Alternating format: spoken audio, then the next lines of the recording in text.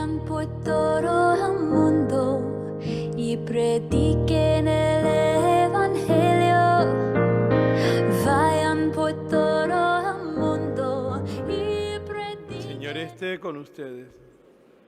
Proclamación del Evangelio de Jesucristo según San Lucas. En aquel tiempo solían acercarse a Jesús todos los publicanos y los pecadores a escucharlo.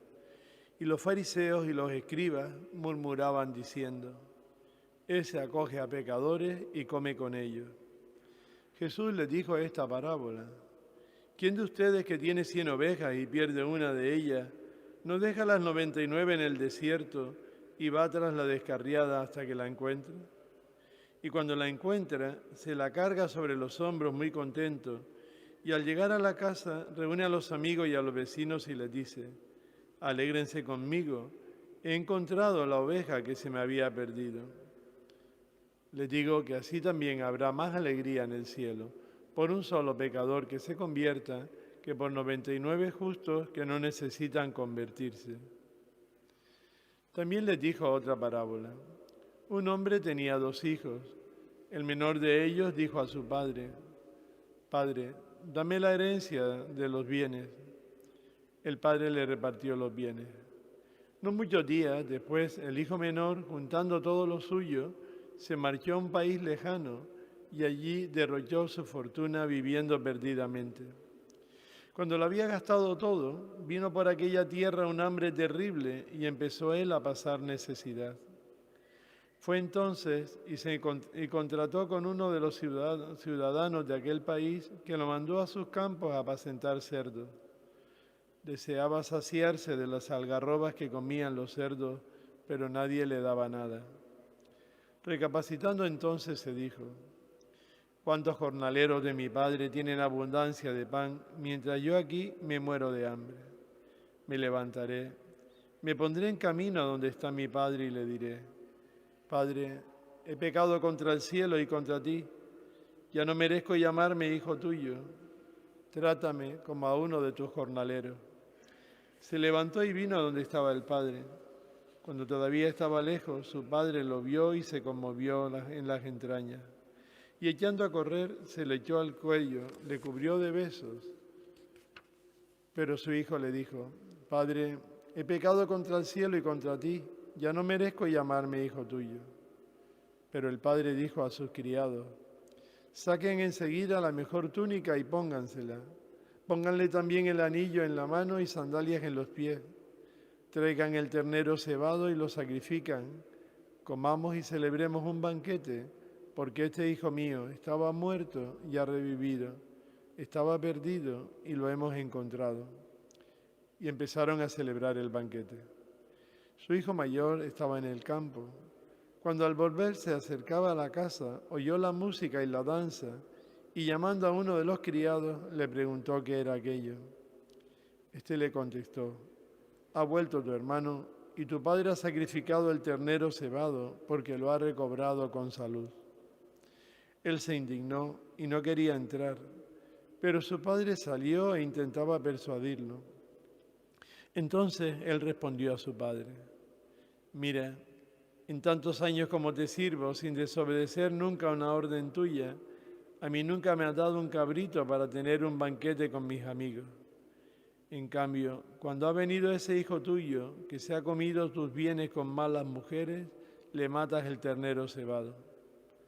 El padre le dijo: Hijo, tú estás siempre conmigo y todo lo mío es tuyo, pero era preciso celebrar un banquete y alegrarse, porque este hermano tuyo estaba muerto y ha revivido, estaba perdido y lo hemos encontrado. Palabra del Señor.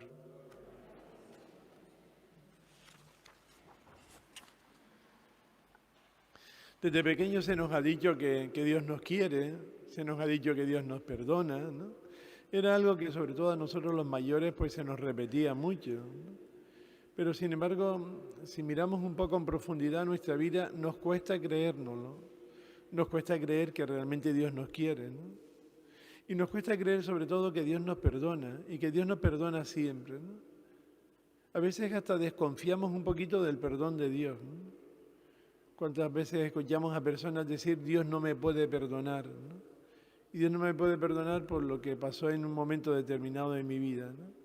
Si no nos creemos del todo el perdón de Dios. Una de las razones es porque medimos el perdón de Dios por nuestra capacidad de perdonar. Y como a nosotros nos cuesta perdonar y nos cuesta también sentirnos perdonados, pues pensamos que Dios perdona con la misma medida que nosotros. Nos cuesta entender entonces que Dios es el Dios del amor y de la misericordia. El amor que Dios nos lleva siempre a ilusionarse con el mañana y no tiene en cuenta nuestro pasado, ¿no? Dios vive con la esperanza de nuestra cercanía a Él, aunque nosotros no vayamos. Jesús se empeña en el Evangelio sobre todo en mostrarnos este amor de Dios a cada uno de nosotros y este perdón, ¿no? Nos lo ha expresado con las parábolas que hemos escuchado, ¿no? Parábolas que se las dice sabiendo que los fariseos y los escribas murmuraban de Él diciendo, este acoge a pecadores y come con ellos. Por lo tanto, no son solo palabras las de Jesús, sino son hechos, ¿no? Acoge a pecadores y come con ellos, ¿no? Pocas veces nos dice el Evangelio que Jesús come con gente importante, con reyes y con ricos, ¿no? Come con pobres, con pecadores, con gente que necesita de su amor y de su misericordia, con gente que necesita experimentar el amor y la misericordia que Dios tiene. La parábola conocida, mal llamada, del Hijo Pródigo, porque la intención de esta parábola de Jesús no es demostrarnos la culpabilidad del hijo menor, no es hacernos tomar conciencia del pecado, sino lo que quiere mostrarnos es la misericordia de Dios. ¿Hasta qué punto Dios es misericordioso? El padre de esta parábola nos lo demuestra una vez más, ¿no? El padre siempre espera al hijo, ¿no? El padre respeta en primer lugar la libertad del hijo. El hijo le pide la fortuna, le pide la parte que le toca la herencia, ¿no? Y el padre se la da, ¿no? ¿Con qué dolor daría el padre esa fortuna a su hijo? Y el hijo se va de la casa, pero el padre no lo recrimina, el padre lo espera. El padre siempre sigue esperando a su hijo. El hijo se ha alejado del padre, pero el corazón del padre no se ha alejado de su hijo, ¿no? Es un corazón de padre, ¿no? Y el hijo se va, pero el padre sigue esperanzado con su vuelta, ¿no? Y nos fijamos muchas veces en el hijo menor, ¿no? Y el hijo menor realmente ha hecho algo muy grave, ¿no? Porque en aquel tiempo el pedir la herencia a un padre estando vivo era declararlo muerto, ¿no? Era como decir ya para mí está muerto, ¿no? El hijo malgasta toda la fortuna. Pensemos en lo que le habría costado al padre ganar aquella fortuna con su trabajo. Ahora el hijo la malgasta, ¿no? Pero hay en el corazón del hijo algo, y es el recuerdo del amor del padre, ¿no? Y nos dice el Evangelio que cuando se vio sin nada, sin amigos, sin dinero, cuando había malgastado todo, y se ve en el silencio de su corazón, cuando se ve solo, cuando se ve necesitado, piensa de nuevo en el Padre. El amor del Padre perdura en el corazón del Hijo, ¿no? Por eso nace un impulso por parte del Hijo. Me levantaré, volveré a mi casa, me encontraré con mi Padre, pero le diré, he pecado contra el cielo y contra ti. Trátame como uno de tus servidores, ¿no? ¿Qué pasa en el corazón de ese hijo que recuerda el amor del Padre? Y como recuerda el amor del Padre y ha experimentado el amor del Padre, es capaz de acercarse a Él y pedirle que al menos le reciba, ¿no? El gran regalo del Padre no es haberle hecho una fiesta y ponerle el mejor anillo y matar el ternero más cebado. El gran regalo del Padre es reconocerle de nuevo como hijo, ¿no? Devolverle la dignidad de hijo. Él le pedía que al menos lo recibiera como uno de sus criados, pero el Padre da a su hijo el mismo puesto en su casa y en su corazón que ha tenido siempre.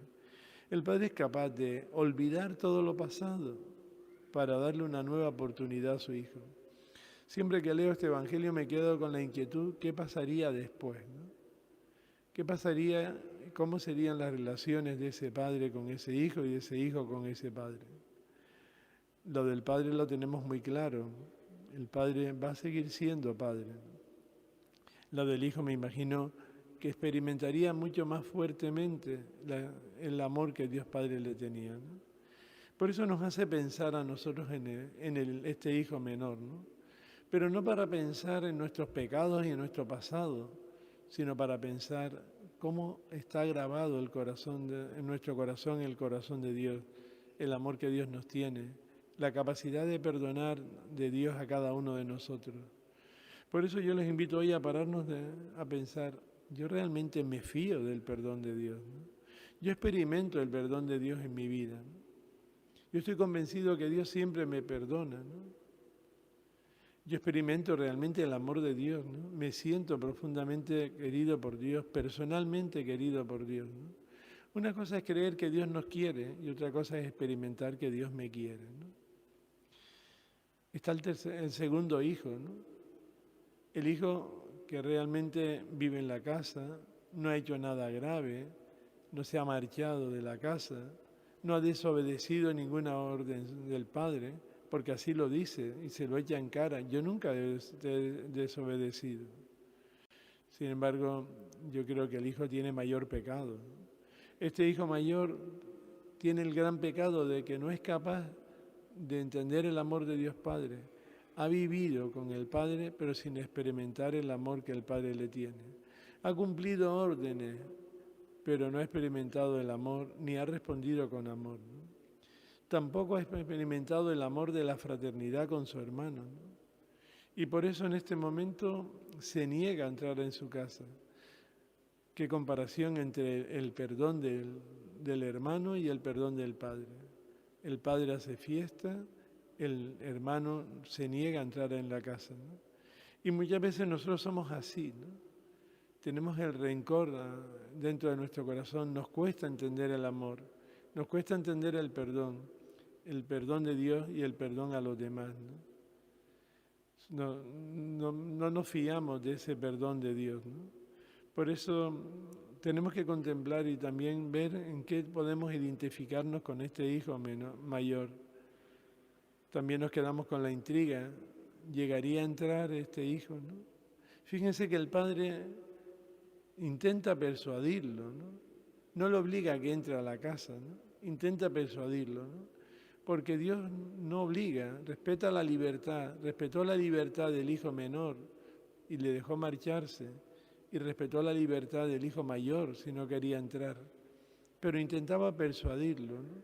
Así como recibió con gran cariño la vuelta del hijo menor, también intentó persuadir desde el amor al hijo mayor, ¿no? Ojalá que nosotros experimentemos en nuestra vida fuertemente el amor de Dios, el perdón de Dios y ofrezcamos ese perdón también a los demás, ¿no? Que como decía la primera parábola, habrá más alegría en el cielo por un pecador que se convierta que por 99 justos que no necesitan convertirse. Pensemos cada uno.